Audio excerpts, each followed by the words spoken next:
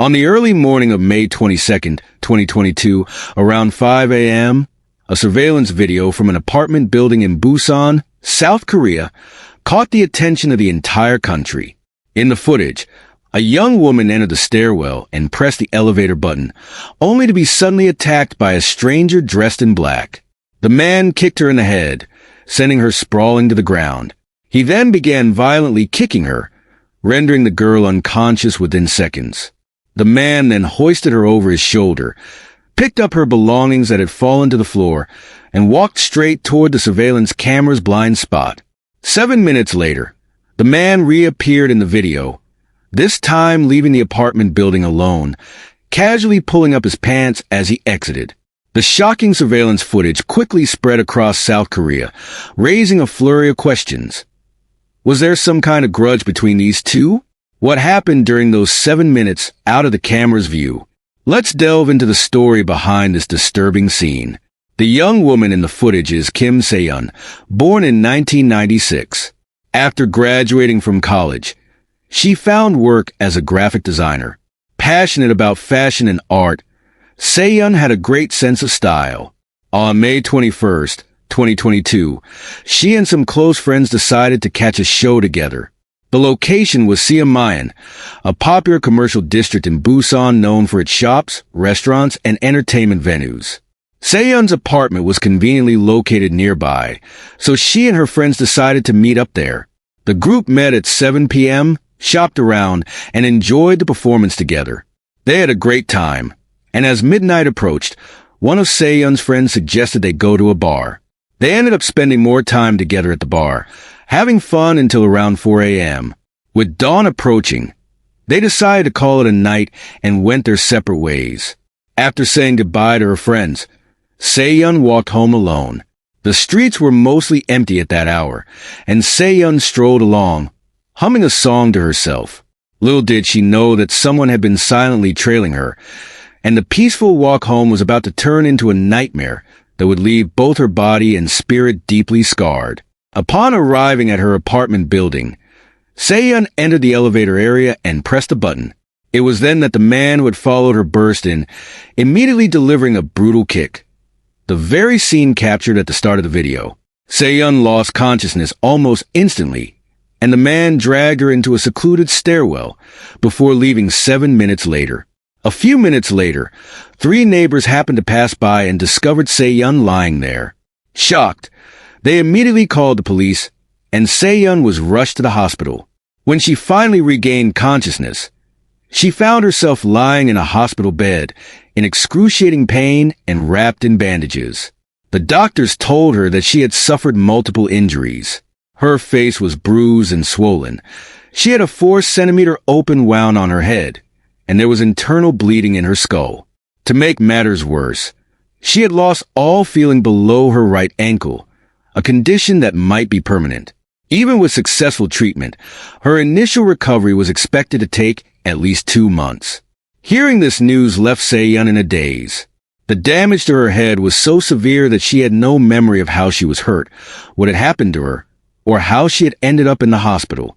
After nearly 2 months of treatment in the hospital, Se-yeon's condition showed slight improvement. Though she regained the ability to walk on her right foot, she would never again be able to run or jump as she had before.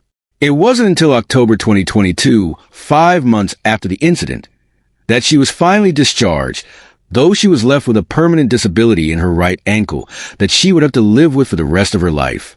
Se-yeon had watched the surveillance footage from the day of the attack, desperate to know who this man was and why he would treat her with such cruelty. When her neighbors found her in the elevator lobby, they immediately called the police, who began their investigation while Se-yeon was still undergoing treatment. After reviewing the complete footage, the police determined that the assailant had followed Se-yeon into the apartment, attacked her, dragged her into an area not covered by surveillance cameras, and left, all in less than 10 minutes. Once he exited the apartment building, he walked about 500 meters before hailing a taxi, and 10 minutes later, after the taxi ride, he vanished from the view of any cameras. Seomyeon, the area of Busan where the crime took place, is a bustling neighborhood, heavily monitored by surveillance cameras. The police were able to get a clear image of the attacker, and by entering his details into their database, they identified him by noon that same day. 31-year-old Lee Hyun-woo, a repeat offender with a staggering 18 criminal convictions to his name. Lee Hyun-woo's first run-in with the law happened when he was just 15 years old. In 2007, as a minor, he was sent to juvenile detention several times for assault and indecent behavior. In 2010, shortly after turning 18, he was involved in more than 30 fights within a little over a month. In one particularly violent incident, he inflicted serious injuries on his opponent, leading to a sentence of 3 years and 6 months in prison. Upon his release in April 2013, it didn't take long for him to start causing trouble again. Lee involved himself in a blackmail trap at a motel in Busan, a crime that drew considerable media attention in South Korea. Although his accomplices were apprehended, the police couldn't find any concrete evidence against Lee, and he managed to escape prosecution. However, less than a year later, in 2014, Lee was arrested again, this time for robbery and assault, and was sentenced to 6 years in prison. Released in 2020, he only managed to stay out of trouble for 3 months before he was incarcerated again for trespassing and assault, which added another 2 years to his record. On March 2022, Lee was released for the last time. But only 2 months later, he committed the assault on Seomyeon. From the age of 18 to 31, Lee Hyun-woo spent more than 11 years behind bars. Seomyeon had never met Lee before, and the police interviewed all of her friends from that night, none of whom knew who he was either. The fact that the attack seemed to be a completely random act of violence against a stranger heightened the police's concern. With a criminal record thick enough to stack over a meter high and a history of indiscriminate violence, Lee was deemed an extreme danger to society. The police issued a nationwide arrest warrant on the day of the incident and began a full-scale manhunt. 3 days after the assault on May 25, 2022, the police successfully tracked down Lee Hyun-woo to a motel, where he was hiding out. He was arrested along with his girlfriend, identified only as Yoon. Investigators were eager to understand Lee's motive for such a senseless attack. The interrogation continued nonstop, and Lee Hyun-woo's recounting of events from the day of the crime took the police by surprise. According to Lee, the day before the incident, he had been drinking with friends, partying until around 3 a.m. After consuming a lot of soju, he felt unwell and began wandering the streets. At one intersection, he came across Seomyeon, who was on the phone. As they passed each other, Lee claimed Seomyeon gave him a glare. Fueled by alcohol, he said he became enraged, then followed her into the apartment building, leading to the events caught on surveillance footage. The police found this story hard to believe. They pressed Lee further, asking why he dragged Seomyeon to the corner after beating her, and what exactly happened in those few minutes before he left the apartment. Lee insisted that nothing happened. He said he moved her to the corner out of fear of being caught. Feeling tired and affected by the alcohol, he then sat down to rest briefly before leaving. Once again, the police found his explanation suspicious. When Seomyeon was taken to the hospital, doctors conducting a routine examination noticed something peculiar about her jeans. Although they were worn properly, all 3 buttons were unfastened, and she was not wearing any underwear. Later, when the doctors changed her into a hospital gown, they discovered that her underwear had been pulled down to her ankles. After reporting this to the police, a more thorough forensic examination was conducted. However, no conclusive evidence of sexual assault was found. Could Lee's story really be true? Was this just a brutal attack provoked by an imagined look? And how did Seomyeon's underwear end up in that state? The police scoured nearby surveillance footage and interviewed witnesses to piece together what had actually happened on the day of the attack. Lee's friends confirmed to the police that they had been drinking until around 3:30 a.m. on the day of the crime. After the party broke up, Lee didn't go home but wandered the streets alone, visiting both an internet cafe and a karaoke room. At 4:53 a.m., Seomyeon and Lee crossed paths at an intersection. Since there were no cameras at that particular corner, what was said or done when they passed by each other remains unknown. Later surveillance footage showed that Lee changed direction and began trailing Seomyeon from a distance. When she walked, he followed. When she stopped, so did he, until he followed her into the apartment building. Contrary to Lee's claim that Seomyeon was on the phone and glared at him, the police reviewed all available footage and saw no evidence of her making a call. Moreover, Seomyeon's call record showed her last call was at around 1 a.m. Clearly, Lee had lied about her being on the phone. Seomyeon's friends also told the police that while they stayed out late that night, no one had much to drink. Seomyeon only had one bottle of a low-alcohol soda and was completely sober when they parted ways. Described as pretty, gentle, and kind-hearted, she had never had conflicts with anyone. The idea that she had given a stranger a harsh look was simply impossible. They insisted Seomyeon was not that type of person. Given these contradictions, the police brought Lee back for further questioning, now focusing on whether a sexual assault had occurred.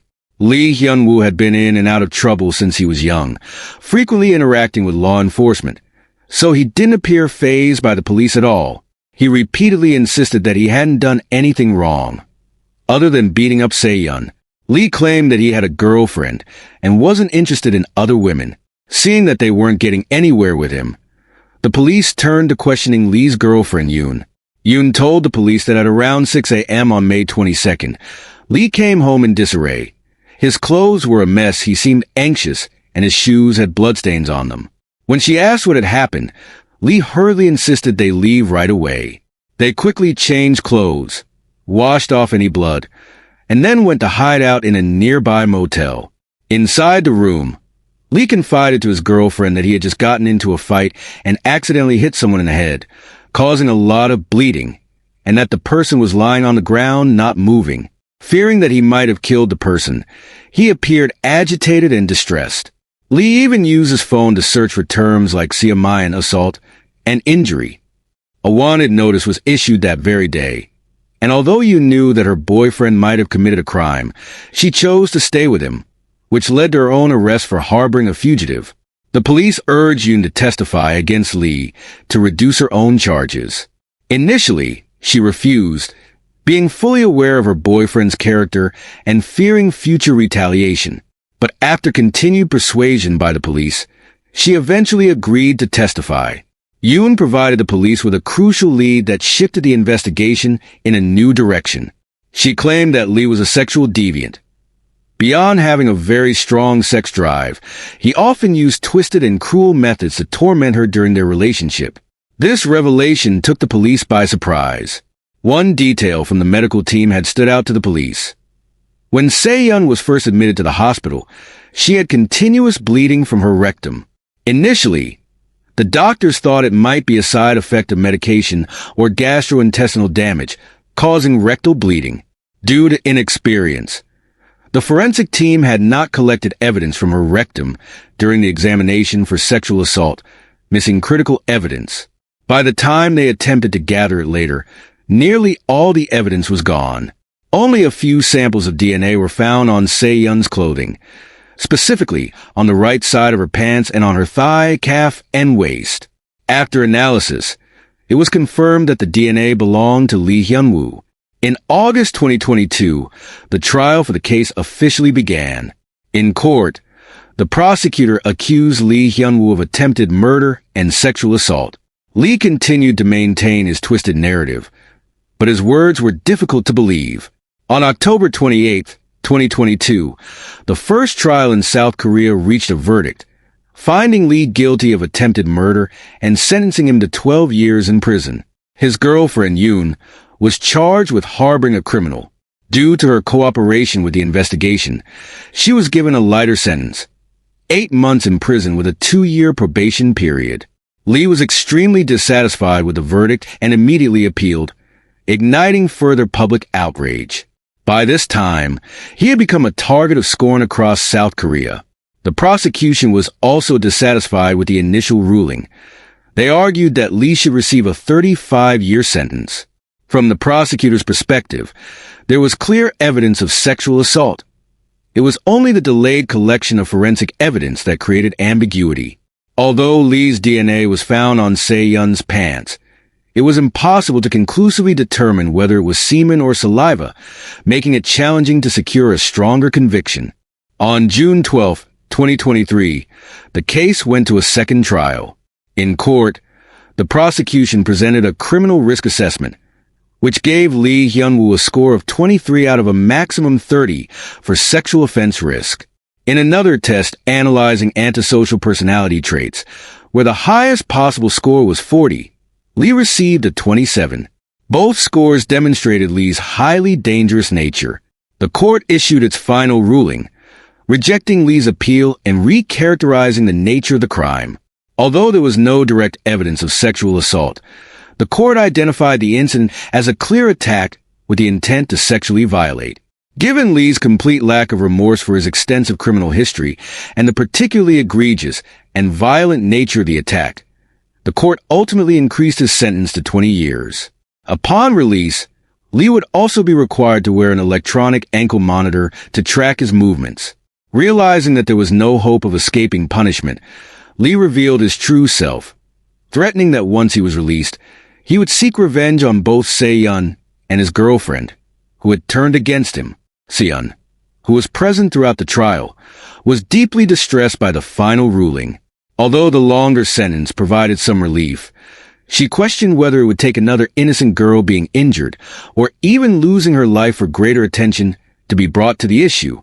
After 20 years, when Lee would be released at the age of 50, Seon, being around the same age, would have to live with the constant fear of retaliation. As a victim, she felt it was unjust to have to live in such terror. It was rumored that Lee even planned a detailed prison break, claiming he would intentionally injure himself to secure medical parole, during which he would find Seon to exact his revenge. Such arrogant remarks left Seon unable to sleep, relying on psychiatric medication just to get through the nights. The case sparked outrage across South Korea, drawing significant attention to Seon's situation. Many citizens rallied to support her, calling for legal reform to establish proper protection protocols for victims and to prevent similar incidents from happening in the future.